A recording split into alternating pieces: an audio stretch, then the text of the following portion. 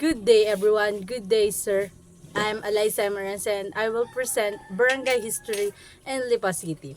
First, San Isidro. In early times, San Isidro embraced the area of Muntinpulo and Santo Niño in the eastern part of San Isidro is a body of water called the Talisay River. Based on a word of mouth, there was a community built in the western part of this river shore called Buhay na Sapa. Due to the following water in the said rivers, local narrate the Buhay na Sapa was too long to pronounce and had caused misunderstanding among the people. Thus the birth of the name Sapak, but due to its negative connotation, it was changed to San Isidro, the patron saint of the community. Bago tinawag na Barangay San Isidro, ito ay nagmula muna sa Buhay na Sapa, na kung saan ito ay nangangahulugan sa isang katawan ng ilog. Dahil sa mahaba ang Buhay na Sapa at nahihirapan itong i-pronounce ng mga tao at nagkakos din ito ng misunderstanding ng mga people. Thus, the birth of the name Sapak naman is negative notation at pinalitan ito ng San Isidro, the patron saint of the community. Ito ang larawan ng kanilang patron ng San Isidro. The second one is San Jose. Barangay San Jose was known as Nayon ng Patay due to the fact that the area is nestled by two springs during summer days.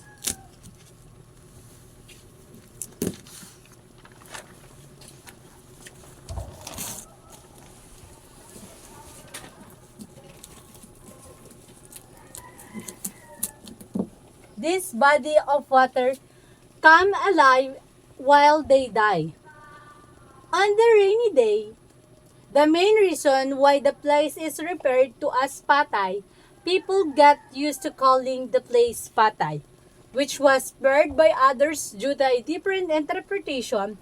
In 1948, under a legislation led by then Representative Jose Laurel, the name Patay was changed to Barangay San Jose in honor and respect of the beloved patron San Jose. Ang San Jose ay tinatawag dating Patay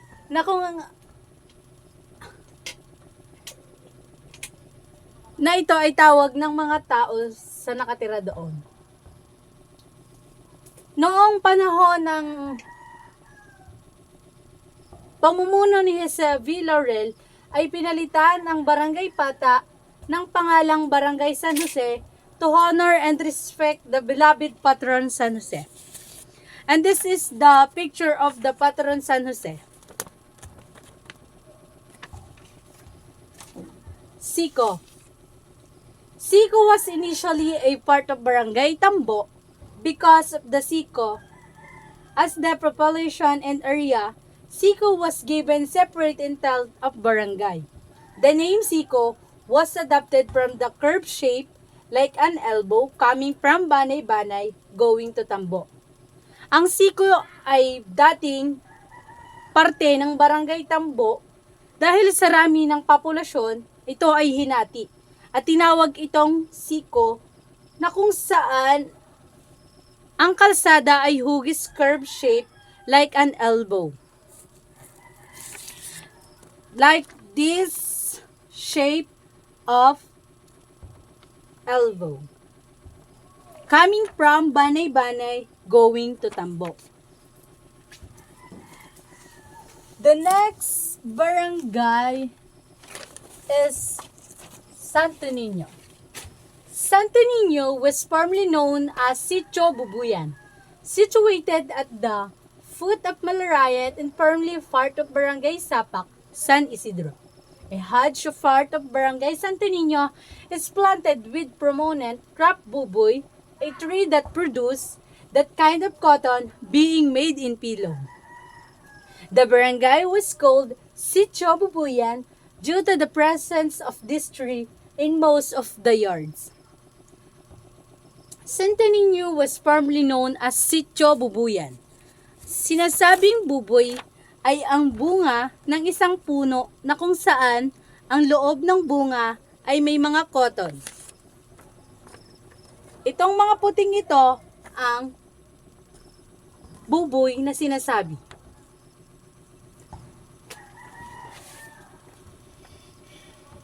Due to the presence of this tree, it's the most of yards. Na tinatawag naman itong Santo Niño. Santo Toribio. In the latter part of the Spanish regime and the impending conquest of the Americans, Cuatro Santos de Barangay was called Paligawan because this was where the landholders let their animals loose, and folks of the barangay recount that Santo Toribio used to be called Paligawan due to the number of animals brought in the area to eat grass. Bago pa tinawag na Santo Toribio ang barangay na ito, tinawag muna itong ng mga Amerikano na Cuatro Santos de Barangay, na kung sa atin ang ibig sabihin ay paligawan. Dito sa lugar na ito ay may mga paligawan ng mga hayop, kung sa atin ay gubat lamang. Ito ang larawan ng paligawan sa Santo Toribio.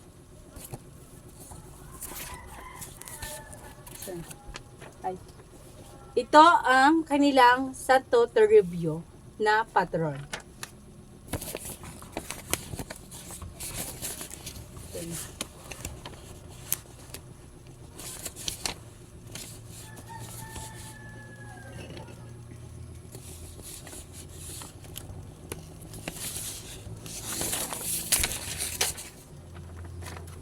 Yan, like parang gubat na may kubo ang kanilang paligawan.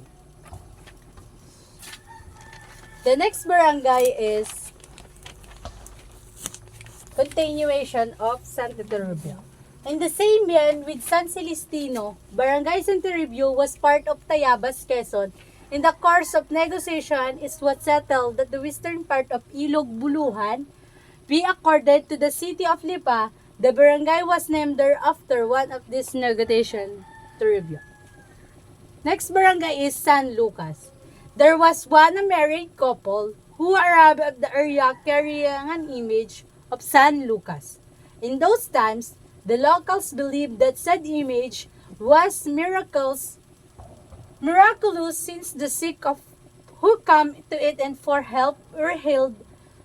From then on, San Lucas was recognized, praised, and loved by the people. The area is settled blessed with a river that connect the city of Santo Tomas, Batangas.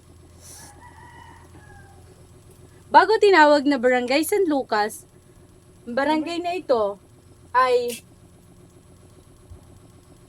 may isang couple na dumaan sa area nito na may daladalang larawan ni Patron San Lucas na kung saan pinaniniwalaan ng ibang tao na ito daw ay isang milagro na nakakapagpagaling ng mga tao. Kaya tinawag itong San Lucas. Next barangay is San Salvador. The barangay was used to be a forest. There was no settlement in this place until a hunter by the name of Salvador arrived. He became friends with a certain Sangala, and every time they went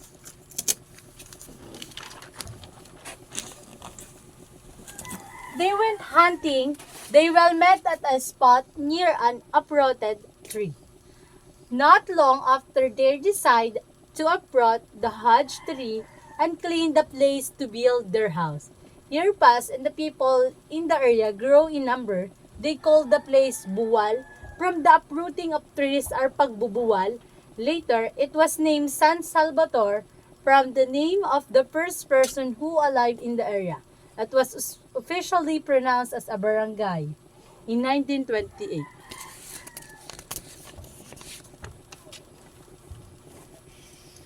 Ang San Salvador ay dating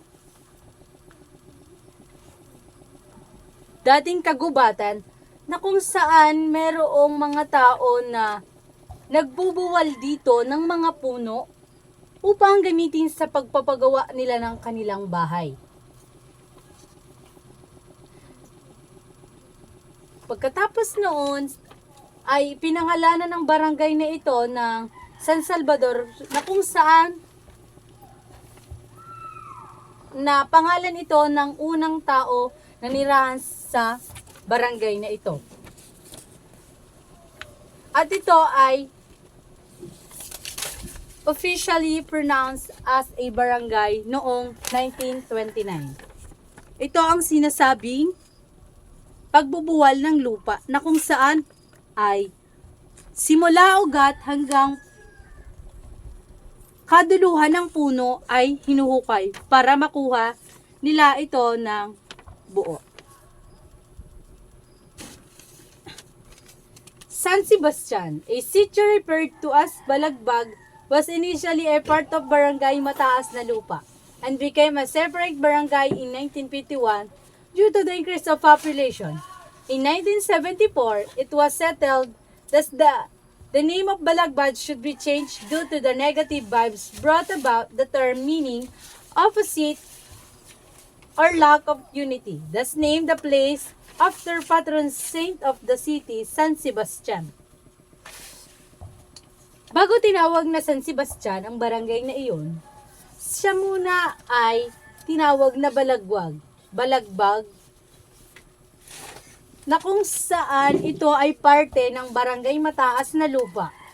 And naging separated ito noong 1951 due to the increase of population dahil sa dami ng population ng barangay nito. Noong 1974 ay nahiwalay ang Barangay Balagbag at napalitan ito ng pangalang San Sebastian na ito ay patron ng kanilang city.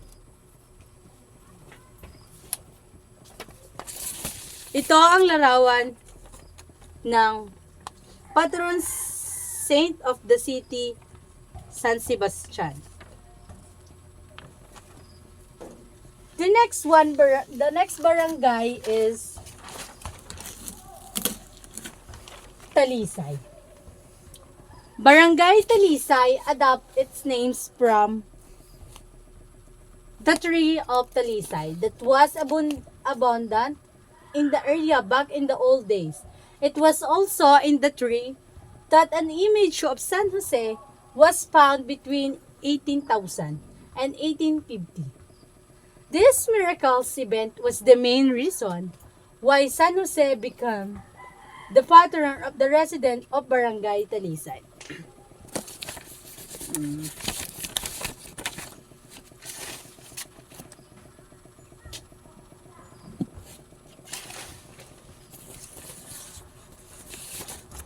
Ito ang puno ng talisay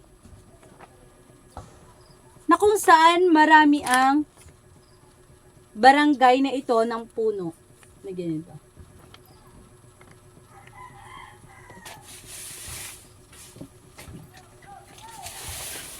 Sinasabi din na isang miraculous event kaya ito ay naging isang reason why San Jose became the patron of the residents of Barangay Talisay.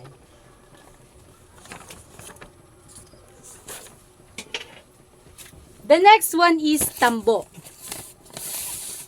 It is the gateway to Lipao when traversing through Startle Way.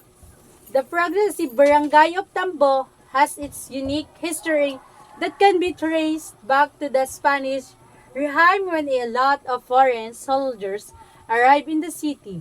Not far from their place of arrivals is a kubo, where locals were making brooms from grass called tambo. Back then, this served as the name of main source of income for the residents of the area. One one day, one of the Spanish soldiers approached one of the locals to ask the name of the place due to the fear of the soldiers. The said resident mistakenly took what the soldier asked as an uniquely on what he said doing. Ang tambo ay matatagpuan sa papuntang Lipa to Star Tollway. Kaya tinawag itong Barangay Tambo dahil sa mga soldier na making brooms from grass. And this is the grass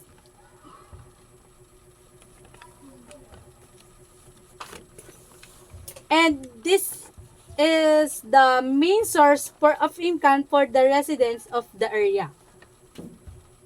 Once Spanish soldiers approached one of the locals to ask the name of the place Tambo.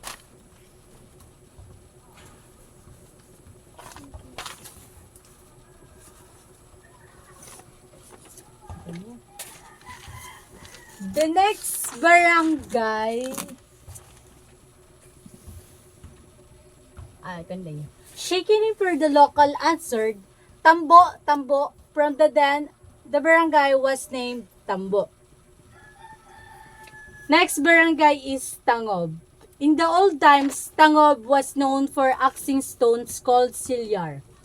This together with farming service as the main source of income from the people in the southern part of the barrio.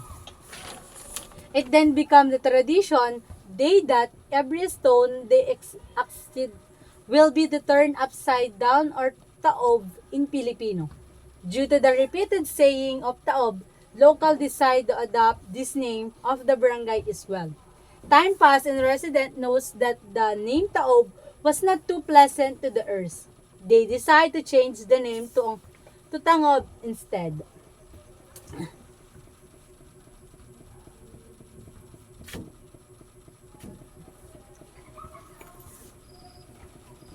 Bago tinawag na Barangay Tangob, ang barangay na ito ay nagmula muna sa pangalang Taob na kung saan ang ibig sabihin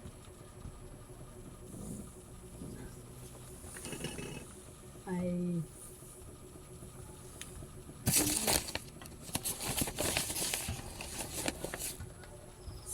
sabihin na ang barangay na ito ay mayaman sa mga bato.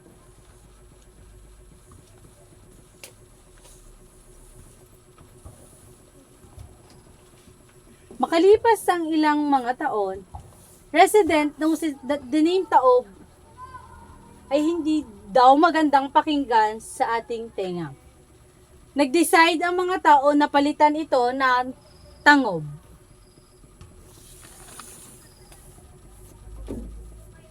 Next barangay is Tangway. The name Tangway originated from the word Tangwa, which means bring up turbine. It was also called Palubuging Tangway, which was changed by its people to Tangway after some times. Uniquely, it celebrates 3 feasts honoring 3 patrons, Our Lady of Miracles medals, Nuestra Señora de la Paz y Benevidia, and Mary Mediatrix of All Grace. Ang sinasabing Tangway, ito ay parang agbang kung sa atin. Nagsi-celebrate din ang Barangay Tangway ng feast honoring of 3 patrons, Our Lady of Miracles medals, Nuestra Señora de la Paz y Buendia and Mary, and the last one is Mary Mediatrix of All Grace.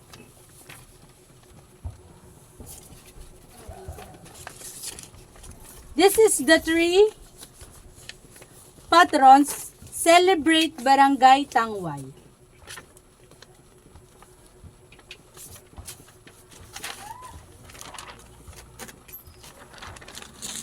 Second to the last barangay is Tibig. The name of Barangay Tibig was derived from a tree that provides shade to the people, fetching water from a well, also serving as their main source of water for the residents. Before 1962, Tibig was a part of Mataas na Lupa. The place was served into the Tuafan and the construction of Star Tollway, the western part of leading of Tangway, and the other part of leading to San Carlos. This is the picture of Fruit Tibig na kung saan ang barangay na ito ay maraming puno. And before 1962, Barangay Tibig ay parte pa ng Mataas na Lupa. Ang lugar na ito ay served into two upon the construction of Star Tollway, the western part of leading of Tangway. And the other part is to San Carlos. This is the Fruit Tibig. The last one is Tipakan. Entwined, the story of Barangay Tangob is that the Barangay Tipakan, it was formerly called Tangob Matanda when it was still a part of Barangay Tangob and one of the sitios in Barangay San Jose, chopping a adobe the Silyar, stone alone, rivers greatly helped its people gain income being the main source of livelihood in the area. Time passed in Tipikan grow as a place capable to stand as a sole barangay and that got its the name from the activity known as the barangay chopping of stone or pagtitipak. Ang sinasabing tipakan, ito ay ang pagtitipak ng malalaking bato sa mga bundok na nagsisilbing hanap buhay ng mga tao doon. Pagkalipas ng mga ilang taon, naging malago ang lugar ng Tipakan. And to stand as a sole barangay, it then got the name from an activity known as the barangay chopping of stones or pagtitipakan. And that's all the presentation of barangay history in Lipa City.